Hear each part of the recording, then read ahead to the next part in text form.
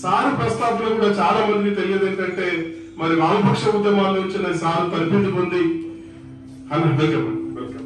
గడ్డం శ్రీనివాస్ గారికి స్వాగతం సుస్వాగతం.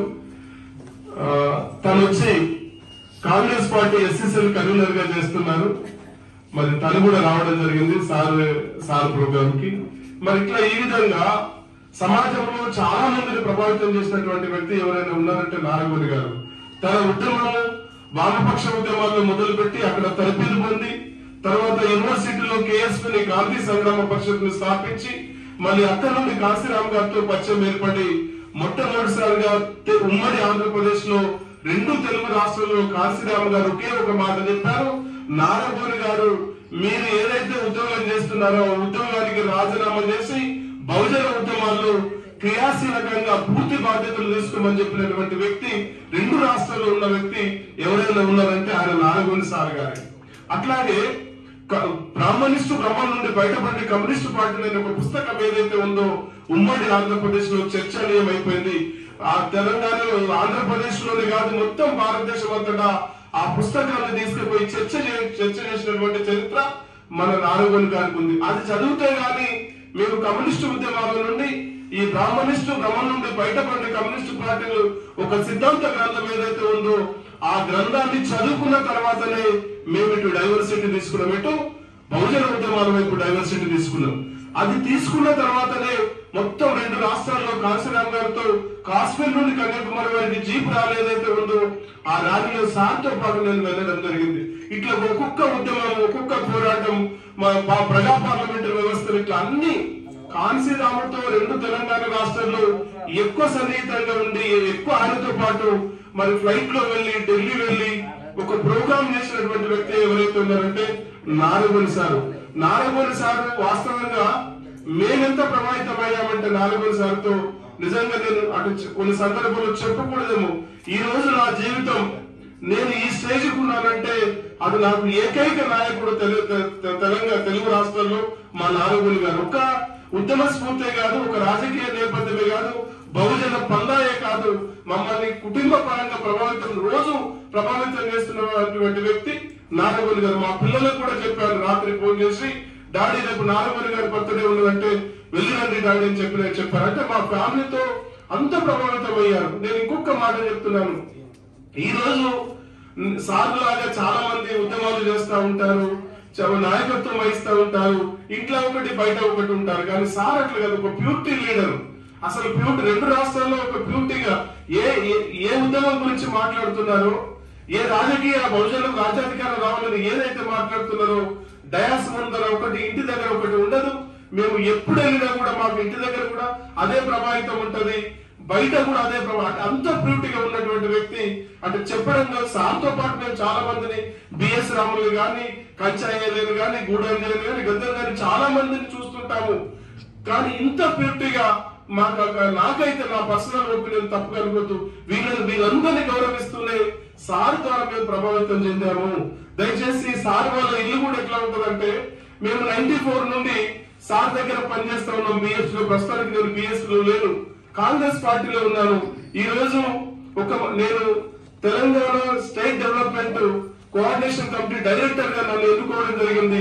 దీనికి కారణం నేను ఏ పార్టీలోనే ఉండవచ్చు, ఒక నారాయణ గారు చేసిన సిన్సియారిటీ ఏదైతే ఉందో, నిబద్ధత ఏదైతే ఉందో ఆ ఉద్యమం వల్ల ప్రభావితం కావడం వల్ల ఇప్పుడు మాకు కాంగ్రెస్ పార్టీలో కూడా మంచి ప్రాముఖ్యత లభించిందని చెప్పి మేము ఎప్పుడు చెప్పుకుంటాం. ఇంకొక మాట చెప్తున్నాను ఈ సందర్భంగా, సార్ వాళ్ళ మిస్సెస్ మేడం ఎవరైతే ఉన్నారో ఓపెన్ కిచెన్ ఉంటుంది. అక్కడ ఏ ఉద్యమ నాయకుడైనా ఏ నైట్కైనా అక్కడికి వెళ్తే మనం వండుకోవచ్చు, తినొచ్చు, చాయ్ చేసుకోవచ్చు, కాఫీ పెట్టుకోవచ్చు, అన్ని రెడీగా ఉంటాయి. మళ్ళీ మనం పని చేసుకుని వెళ్ళిపోవచ్చు. మేము 94 లో పనిచేస్తున్నప్పుడు పొరపాటున మేము అన్ని జిల్లాల నుండి ఇక్కడ పార్టీలో నారాయణ సార్ అందుబాటులో లేనప్పుడు మేము అక్కడ తుకారాం గంట వెళ్ళేవాళ్ళు. ఇప్పుడు మహేంద్ర హిల్స్ లో వారు ఇల్లు కట్టుకున్నారు. అక్కడికి వెళ్తే వచ్చిన కార్యకర్తని ప్రతి కార్యకర్తని కూడా దగ్గరికి తీసుకుని అప్పులు తెచ్చుకొని ఏ గ్రామం నుండి వచ్చావు నాన్న, ఏ కాన్స్టిట్యూన్సీ నుండి వచ్చావు, ఏ డిస్ట్రిక్ట్ నుండి వచ్చావు, అన్నం తినవా లేదు అని చెప్పి కడుపు నిండా అన్నం పెట్టి మరి బస్కిలా ఇచ్చి పంపినటువంటి చరిత్ర మరి మా మేడం గారికి, నారాయణ సార్ వాళ్ళ మిస్సెస్ ఎవరైతే ఉన్నారో గీతాంజలి మేడం గారికి ఈ చరిత్ర ఉంది. అంటే ఇటువంటి నేపథ్యం ఇటువంటి చరిత్ర, ఇటువంటి సామాజిక నేపథ్యం ఉన్న వ్యక్తులు చాలా అరుదుగా ఉంటారు. మీరు చేసిన త్యాగం ఏదైతే ఉందో, మీరు చేస్తున్న మీ కాంట్రిబ్యూషన్ ఏదైతే ఉందో ఎప్పటికీ వృధా కాదు. మాలాంటి వాళ్ళు వందలాది మంది, వేలాది మంది తయారయ్యారు. ఖచ్చితంగా ఈ రోజు లేకపోయినా రేపటికైనా సార్ ఏవైతే కలలు కంటున్నారో బహుజనులకు రాజ్యాధికారం రావాలి, పూలే అంబేద్కర్ బుద్ధిజంలో ఈ దేశాన్ని విముక్తి చేసి రాజ్యాధికారాన్ని కైవసం చేసుకోవాలన్న మీరిచ్చిన జ్ఞానం ఏదైతే ఉందో ఖచ్చితంగా మేము నిత్యం స్మరించుకుంటాం, మీ బాటలో వెళ్తాము. ఖచ్చితంగా మేమైతే ఒకటి కోరుకుంటున్నాం, నారాయణ గారిగా జీవించున్న కాలంలోనే ఈ 2 తెలుగు రాష్ట్రాల్లో బహుజనులకు రాజ్యాధికారం రావాలి. అది ఇప్పటికే 25% మేము లాక్కున్నాం. భవిష్యత్తులో ఇంకొక 25% ఏదైతే ఉందో దాన్ని కూడా లాక్కొని దానికి బహుమతిగా మా నారాయణ సార్కి, మా గీతాంజలి మేడికి మేము ఇవ్వబోతున్నామని చెప్పి సార్ బర్త్డే సందర్భంగా చెప్తా ఉన్నాం. ఇంకొక విషయం ఏంటంటే, ఈ బహుజనులకు దిక్కుచిగా, బహుజనులకు మార్గదర్శకంగా పనిచేస్తున్నటువంటి నారాయణ గారిని ఈ సంవత్సరం నుండి మేము మొదలు పెడతాం. సార్కి నేను అడిగాను, సార్ దీన్ని పరంపర అన్ని జిల్లాలో కూడా మేము చేస్తాం, మీరు పర్మిషన్ ఉంటే ఈ సంవత్సరము ఇక్కడ చేసి నెక్స్ట్ వచ్చే ప్రతి సంవత్సరం కూడా అన్ని జిల్లాలో కూడా సార్ బర్త్డే చేయాల్సిన అవసరం ఉంది. ఎందుకంటే బహుజనులకి ఒక సింబాలిక్ గా, బహుజన ఉద్యమాలకు ఒక రథసారథిగా ఉన్నటువంటి చాలా మంది ఉద్యమకారులు ఉన్నారు. అట్లాగే ఒక 15 పుస్తకాలు రాసి దేశ రాజకీయాలను మలుపు తిప్పుతున్న కాన్సీరామ్ అనే పుస్తకం దేశం అంతటి చర్చ, అది హిందీ ఇంగ్లీష్ లోకి కూడా ట్రాన్స్లేషన్ చేయడం జరిగింది. ఇట్లా ఒక 15 నుండి 25 పుస్తకాలు ప్యూర్లీ బహుజనవాదం మీద ఎన్ని అవకాశాలు వచ్చినా కూడా ఎటు పోకుండా ఒక్క బహుజనవాదం మీదనే పనిచేసి ఇప్పటికీ నిలబడిపోయి చాలా మందికి, వేలాది మందికి, లక్షలాది మందికి మార్గదర్శకత్వం చేస్తున్న మా గురువు గారు, మా నారాయణ గారు. మేమైతే నేను ఎప్పుడు కోరుకుంటున్నాను, ఇద్దరు సారు ముందర బయట ముందర నాకు ఒక అవకాశం ఇవ్వాలి సార్. నేను ఖచ్చితంగా మీ ప్రియ శిష్యుడిగా నేను ఎందుకు చెప్పుకుంటానంటే, మీరు రాసుకునే పుస్తకాల్లో నీకు ఒక శిష్యుడు ఉన్నాడు, వాడు సమతా సుదర్శనాన్ని గుర్తు పెట్టుకోవాలి, ఇష్టంలో కూడా నాకు మీ శిష్యుడిలాగా మిగిలిపోవాలని ఉంది. కాబట్టి దయచేసి నాకు అవకాశం కల్పించాలని కోరుకుంటూ ముగిస్తా ఉన్నాను. జై భీమ్, జై భారత్, జై భారత్.